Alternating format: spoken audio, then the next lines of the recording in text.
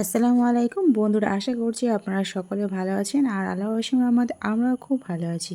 তো বন্ধুরা, আজকে আমি একদম ইউনিক একটা ওয়েট লস ডায়েট রেসিপি আপনাদের বানিয়ে দেখাচ্ছি, যেটা খুব চটজলদি তৈরি করে নেওয়া যায় আর খেতে ভীষণই কিন্তু মুখরোচক হয়। আর বাচ্চাদের তো ভীষণই পছন্দের, তাছাড়া বড়দেরও খুব ভালো লাগবে। এই রেসিপিটা যারা বেলি ফ্যাট নিয়ে চিন্তিত, ভুঁড়ি বেড়ে যাচ্ছে কিংবা ব্লাড প্রেশার, সুগার, কোলেস্টেরল সমস্যার মধ্যে রয়েছে, তাদের জন্য কিন্তু ভীষণই হেল্পফুল এই রেসিপিটা। তো আশা করছি এই রেসিপিটা আপনাদের কাছে খুবই ভালো লাগবে। আর প্রথম থেকে শেষ অবধি দেখার জন্য অনুরোধ রইল। আর ভিডিওটা শুরু করার আগে ছোট্ট একটা লাইক দিয়ে শুরু করবেন। তো চলো শুরু করা যাক, আশা করছি স্কিপ করে দেখবেন না। তো এখানে আমি 1.5 কাপের মতো সাবুদানা নিয়েছি। ঝটপট কিন্তু মেদ কমাতে কিন্তু আলু ছাড়া সাবুদানা নিরামিষ টিফিন রেসিপি আজকে আপনাদের সঙ্গে শেয়ার করছি। তো এখানে আলু ছাড়া বললাম যেহেতু, সেজন্য এখানে একটা বড় সাইজের একটা বিট নিয়ে নিলাম।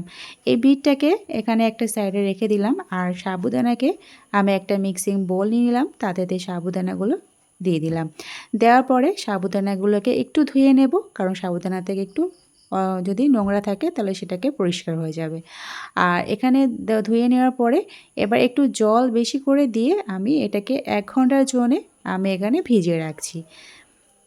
তো ততক্ষণে আমি বাকি কাজগুলো সেরে নিই। এখানে আমি একটা বড় সাইজের বিটটা নিয়েছিলাম, সেটাকে ভালোভাবে খোসাগুলো ছাড়িয়ে আর এখানে গ্রেটারের সাহায্যে খুব ভালোভাবে গ্রেট করে নিয়েছি। তো আমার ভিডিও যে যেখান থেকে পারছেন দেখছেন, দেশ বা বিদেশে বাইরে, তাদেরকে অসংখ্য অসংখ্য ধন্যবাদ আমার আজকের এই সাবুদানা দিয়ে নিরামিষ টিফিন রেসিপিটা দেখার জন্যে।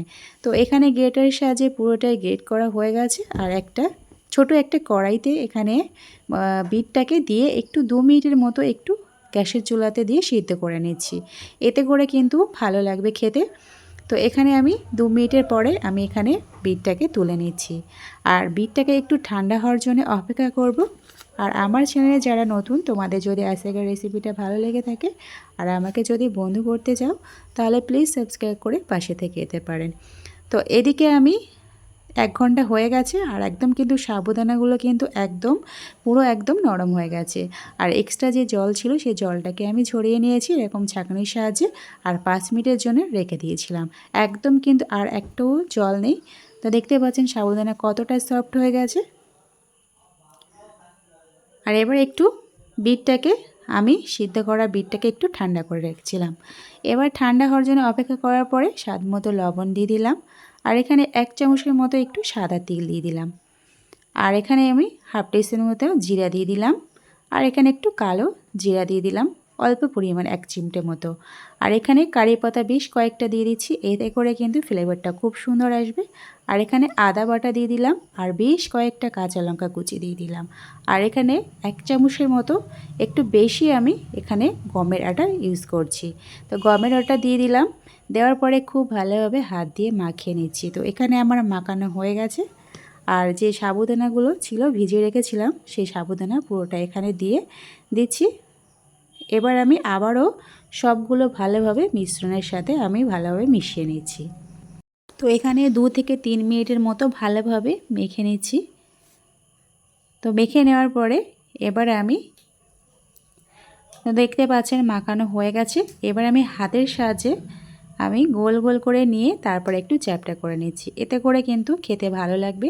আর এটা কিন্তু এত সুন্দরই সফট, গালে দিলে কিন্তু 1 নিমেষে শেষ হয়ে যাবে বন্ধুরা। ছোট থেকে বড় কিন্তু সবারই কিন্তু ভালো লাগবে।